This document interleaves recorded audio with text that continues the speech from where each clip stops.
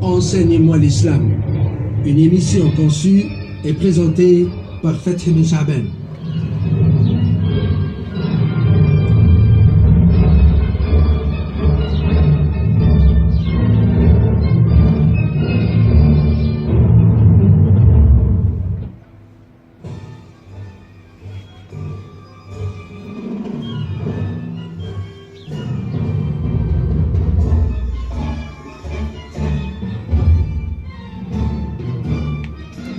Bonjour. Je vous présente tout d'abord Abu Lahab, cité dans la sourate Al-Masad. Abu Lahab, c'est l'oncle paternel du prophète Mohammed, qu'Allah a pris sur le salut. Quand la sourate Al-Masad fut révélée au prophète Mohammed sallallahu alayhi wa sallam, il y a un grand prédicateur de l'islam qui s'appelle Dr Gary Miller. C'est grâce à cette sourate Al-Masad que ce grand prédicateur chrétien fut converti à l'islam. Voici son histoire.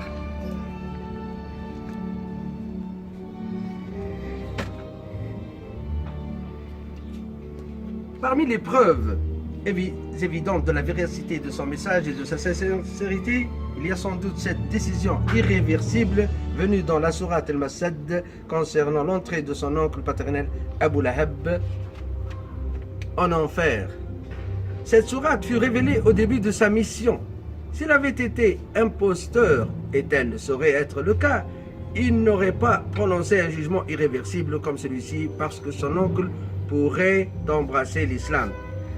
Dr Gary Miller dit: cet homme, Abu Lahab, détestait fortement l'islam au point qu'il suivait Mohammed, qu'Allah a pris sur le salut, partout où il allait pour dénigrer ce que disait le messager de Dieu, qu'Allah a pris sur le salut.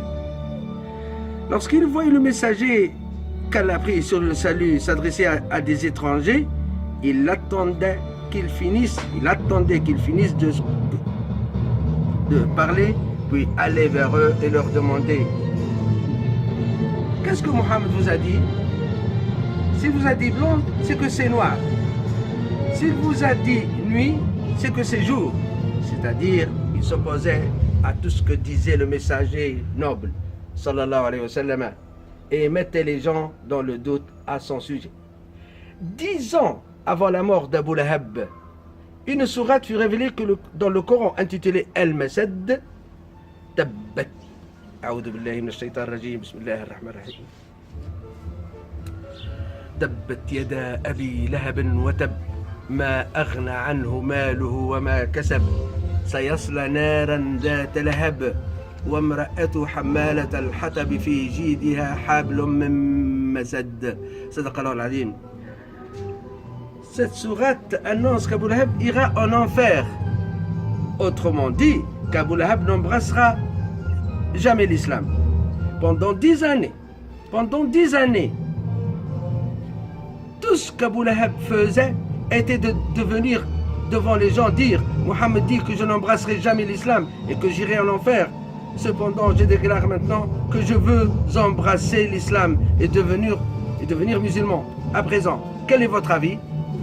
Mohammed est-il véridique dans ce qu'il dit ou non?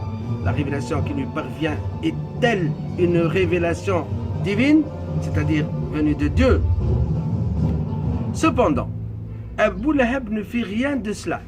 Bien que tous ses actes étaient hostiles au messager, il ne s'opposa pas à lui. Cependant, sur cette question, c'est comme si le récit disait que le prophète, qu'Allah a pris sur le salut, dit à Abu Lahab: toi, tu me détestes et tu veux me finir. D'accord, tu as l'occasion de démentir ma parole. Cependant, il ne le fit pas 10 années durant. Il n'embrassa pas l'islam et ne fit même pas semblant de l'avoir embrassé. 10 années durant, il avait l'occasion d'anéantir l'islam en une seule minute. Toutefois, Parce que cette parole n'est pas celle de Mohammed qu'elle a prise sur le salut, mais plutôt une révélation de la part de celui qui connaît l'impénétrable, Allam al-Ghuyub, et sait qu'Abu Lahab n'embrassera jamais l'islam. Comment Mohammed pouvait-il savoir qu'Abu Lahab confirmerait ce qu'il y a dans la sourate Al-Masad si ce n'était pas une révélation de la part d'Allah? Pouvait-il être aussi confiant de la véracité de son message 10 années durant s'il ne s'agissait pas d'une révélation de la part d'Allah? Voici la traduction de la sourate Al-Masad. Que périssent les deux mains d'Abu Lahab et que lui-même périsse, sa fortune ne lui sert à rien, ni ce qu'il a acquis. Il sera brûlé dans un feu plein de flammes. De même sa femme, la porteuse de bois, à son cou une corde de fibres. Merci et à bientôt.